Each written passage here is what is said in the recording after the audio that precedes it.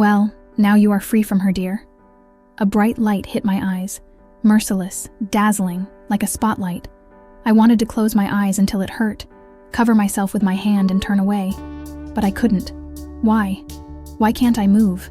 Not just move your arm or leg, but even close your eyes? This is not so, Leon, and you see it. A velvety male voice was heard. I am not free while my wife is alive. Just look at her, my love. She's just a vegetable. The light in front of me had reduced its unbearable harshness, as if someone had turned up the dimmer switch, bringing the brightness to an acceptable level. I was in a large but empty room, where there was only a bed and a nightstand. There was something standing on it, but the angle of my vision did not allow me to see it. I was on this bed. The sun's rays fell on the bed from the square window. They blinded my eyes. It was hot under the scorching sun. The room was on the sunny side and it was stuffy. If I could get up, or at least move away and close the curtains, or better yet, be right under the air conditioning. For example, when I was decorating my restaurant, I didn't skimp and installed an excellent, expensive air conditioner so that on hot summer days, people would come to me as if they were on a little paradise island. Well, summer is still far away. Now it's winter.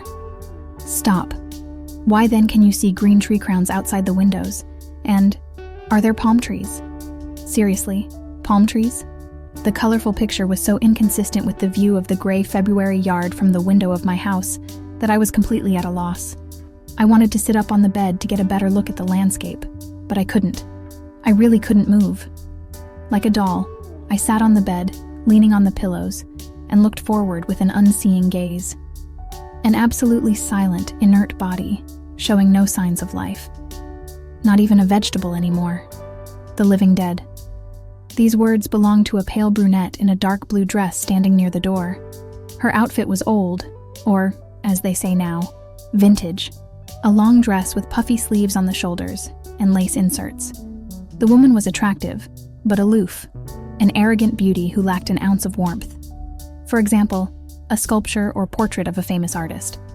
I wanted to display it in a museum, and preferably under glass, from under which she cannot get out. The brunette's eyes glittered too dangerously under heavy lids, like the wet, pimply skin of a toad. Her dark hair was braided into two intricate braids that curled around her head like snakes. Stupid Margarita, the woman continued, looking down at me. I lived without any meaning, like a one-day butterfly, and met the same end. No matter how stupid she may be, the man, her interlocutor, came very close to my bed. My angle of vision was limited, so it was only now that I was able to see it. God, how good he was. Tall, beautifully built, with broad shoulders and narrow hips. His impeccable posture and straight back marked him as a military man. But not only that. The man was dressed in a strict dark blue jacket, with shoulder straps and an aiguillette, a cord of silver thread on the shoulder on the right side of the uniform. The silver trim around the edge of the double-breasted piece is clearly handcrafted. The sun hit the silver buttons in 2 rows, and the engraving on them sparkled. A snake-like dragon coiled around an anchor. His polished chrome combat boots gleamed like a mirror. The man had a strong-willed, hard face with a massive jaw and sensual lips, as well as steely gray eyes. He could be called perfect, if not for the scar, a curved white stripe on his right cheekbone. The scar was very old, long-heeled, and almost invisible, on the contrary, giving it a special charm. The man's dark hair, combed to the right side, barely shone burgundy when he moved, as if drops of seawater glistened on it. Just like now, when the handsome man in uniform tilted his head to the side, looking down at the immobilized me, mindlessly looking at the wall opposite. Do you think my wife will never come out of her coma? Do you think this is the end for her, Eliza? The woman in blue came up and hugged him from behind. She pressed her whole body against his back, wrapping her arms around the man's strong torso, and whispered, "The doctor came yesterday," he said. "There is not the slightest probability that Margarita will come to her senses, Leon. Your wife's spirit has left her body. Her brain has died." "There was nothing to die there," the soldier said with contempt. "But I am here. Even though I didn't fully understand how I ended up here, who they were, and why this handsome man calls me his wife and hugs the blue-eyed girl. But I saw them clearly with my motionless pupils. I heard their every word clearly. I'm alive, do you hear? And don't you dare call me Margarita. I never liked this shortening of my name. When I was at university, there was one girl in our group with the same name. A terrible bastard and provocateur, disgusting beyond belief. Since then, I have taught all my friends and acquaintances to call me Rita, and, in extreme cases, Margot. Alas, my beloved, unequal marriages happen so often in our society. Eliza ran her hands over my husband's chest. A brilliant, magnificent man, and next to him a pathetic, brainless dummy in the role of his wife. Margarita's impenetrable stupidity could still be resisted. After all, I have you, smart and insightful. Leon responded to the blue-eyed girl's affection, placing his hand on her hand. But what your stepdaughter has turned into does not stand up to any criticism at all. Oh, you know, I've never been an evil stepmother. After the death of her father, Captain Belmore, I cared for the orphan like no one else. She guided, taught how to run a household, but, after all, she is completely unteachable. Remember what a wonderful wedding I organized for you. Stepmother? Did I hear correctly? So this blue-eyed toadstool is my stepmother who sleeps with my husband? The most beautiful thing at this wedding was your look when you dragged me into that gazebo. He grinned, confirming my guess. An anticipatory smile crept across the blue-eyed lips. She really hugged my husband, with ardent, even indecent passion. I don't mind repeating it, Leon. Eliza's white hand slid to the belt of his uniform trousers with a silver buckle, and then she herself knelt down in front of him, with her back to me. Do you want to do it right here? The husband asked gutturally, running his palm over her braids. With her? You know I'm your dirty girl, Leon. Don't say you don't like it, my love, the blue-eyed girl whispered. Moreover, she doesn't see or understand anything. An ordinary piece of furniture, table or stool. When could we do it like this, in front of her blind eyes? Doesn't that turn you on? A table or stool is about me, and the vegetable is also about me. I tried my best to move or even just blink, but the asphalt roller was easier to move. Therefore, she continued to sit half-sitting on the pillows, motionless, looking into space. In principle, it doesn't bother me, and never has, and especially in such a terrible form. The husband reacted and gave orders. Get up, Eliza. This is not the place. Well, in vain, the stepmother pouted. You just broke up with the best love of your life, General Belmore. I am sure you will not leave me without this pleasure, Lady Belmore. The husband patted the brunette on the back possessively, looked at me again and shook his head. I hope you never use the beauty runes and turn into something like that, blue-eyed. I've never done this in my life. I'm already beautiful and I don't need any runes. Really, sweetie? I also tried to dissuade Rita, but did she listen to me? My wife was simply unimaginably, phenomenally stupid, listening to such a smart girl like you, Eliza. You took her, and she was not the mistress of this estate all the time. It's all up to you. The handsome general hugged the swamp creature, and she grinned in satisfaction. Listen, Leon, the doctor said something else, the bastard began cautiously. Rita has been in this state for a month after the incident.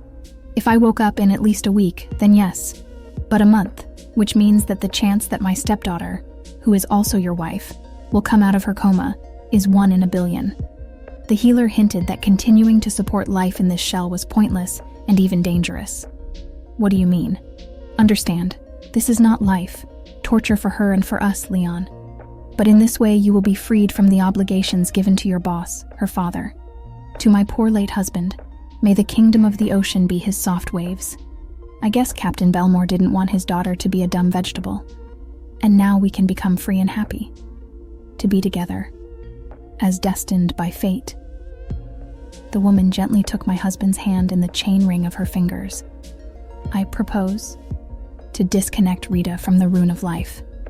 As soon as my stepmother finished speaking, I noticed on my left hand, faintly mentioned on the bedspread, a bracelet made of wooden knuckles, each with some kind of symbol engraved on it. These symbols emitted a smooth turquoise glow. Leon's gaze lingered on this bracelet. This is murder, Eliza. You understand this, right? My husband grinned and took my limp hand, and I realized how important this bracelet was to him. This is so important that perhaps, only thanks to him, life still glimmers in me. Now he has taken off the bracelet, and I will die for real. Leon took the wooden knuckles.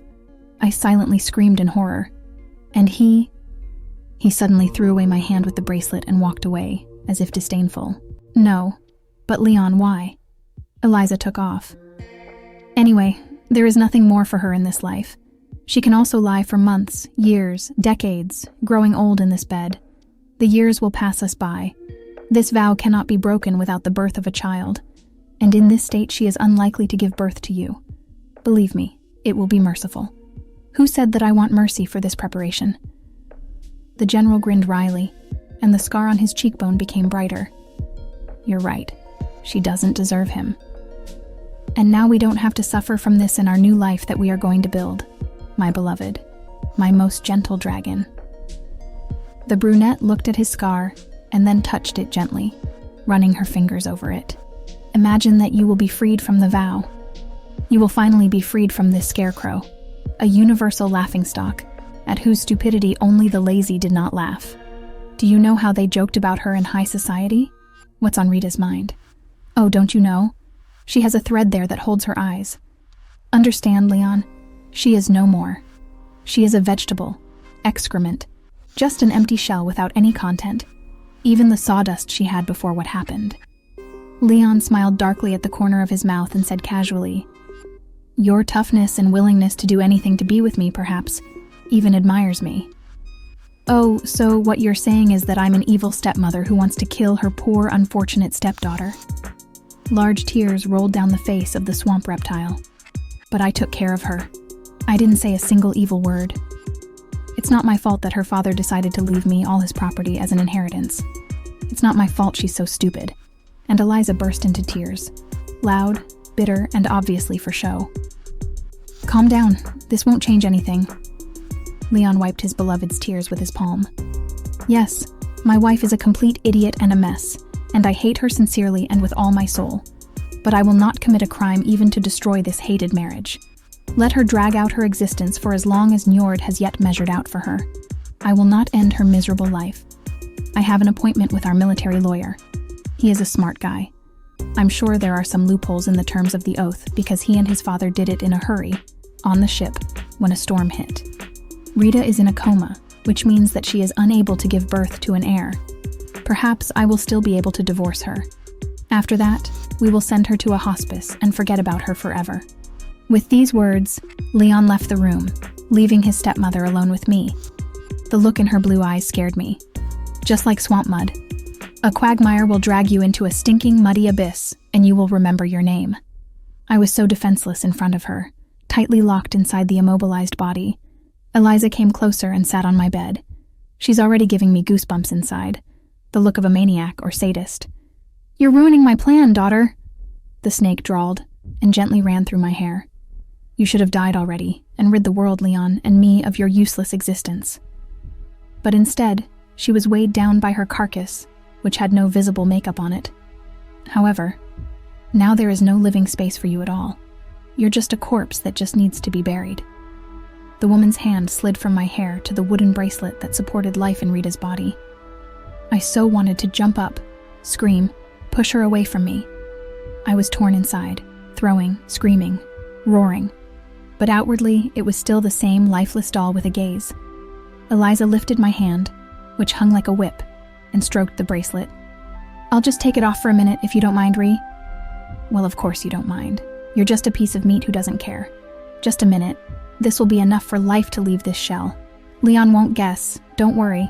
Tonight, in my arms, he will meet his new free life, in which you will no longer be.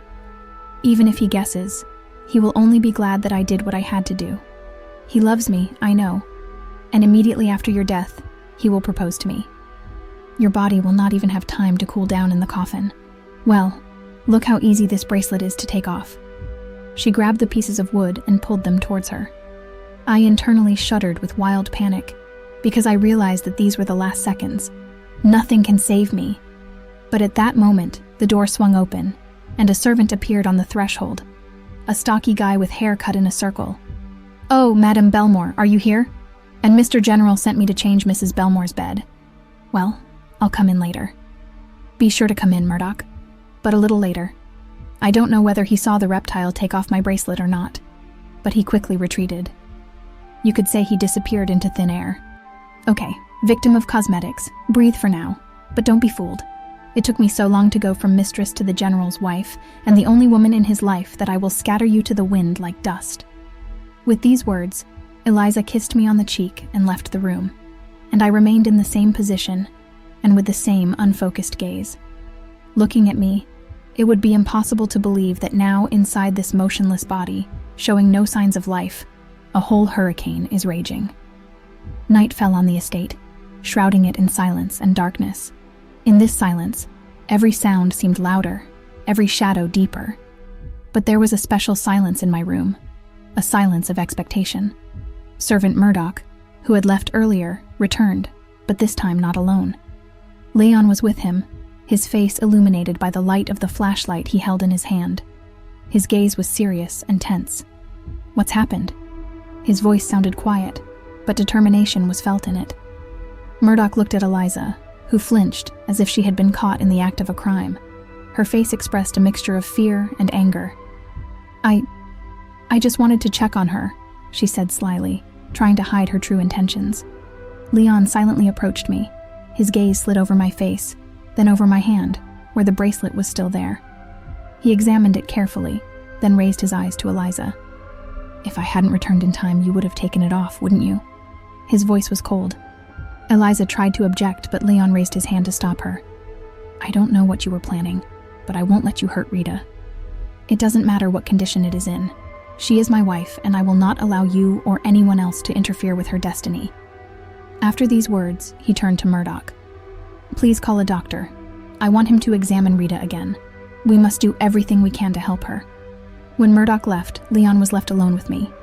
He sat down next to me on the edge of the bed, took my hand in his, and said quietly, "Forgive me for everything. I didn't know how much you were suffering. I promise I will find a way to help you. All that is needed." There was sincerity and remorse in his voice.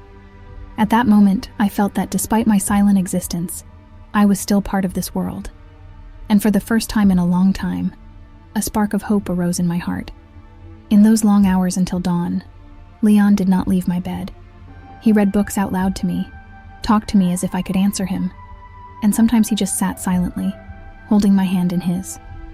At these moments, it seemed to me that an invisible connection was arising between us, an intertwining of souls that neither circumstances nor time could break. When morning came, the doctor arrived with the first rays of sun. After a thorough examination and a series of tests, he made a surprising announcement. "There is a new procedure," he began, looking intently at Leon. "It is still at the experimental stage, but has already shown encouraging results. This could be an opportunity for your wife." Leon agreed to the procedure without hesitation. At that moment, he was ready to do anything to bring me back to life, to an active participation in the world. Several weeks passed, filled with anticipation and hope. The procedure was complex, and took time to determine if it would produce the desired results. And so, one morning, when the first rays of the sun broke through the curtains, I slowly opened my eyes. The world around me was blurry, but gradually became clearer. I felt how life flowed in my body, how the ability to move, speak, and feel returned. Leon, who, as always lately, was sitting next to me, noticed my attempts to move. He jumped to his feet, his face lit up with joy and surprise. "Rita, are you okay?" His voice trembled with excitement. I tried to say something, but at first only a hoarse sound came out of my throat. But then, with every breath, I regained the ability to speak. "Leon," I whispered, and tears of joy filled my eyes. This moment marked the beginning of a new chapter in our lives. Recovery did not go quickly, but every day I became stronger and more confident in myself. Leon was there for me every step of the way, supporting and loving me like never before. After a while, I was able to walk, talk, and even laugh again. We began to rediscover each other, our love, which, as it turned out, did not fade away, but only became stronger during the trials. Eliza, realizing that her plans had failed, and realizing that Leon would never belong to her, left the estate. We heard nothing more about her fate. Leon and I found happiness again, living each day filled with love and gratitude for the second chance we were given. Our story is a reminder that even in the darkest times, it is necessary to maintain hope and believe in miracles.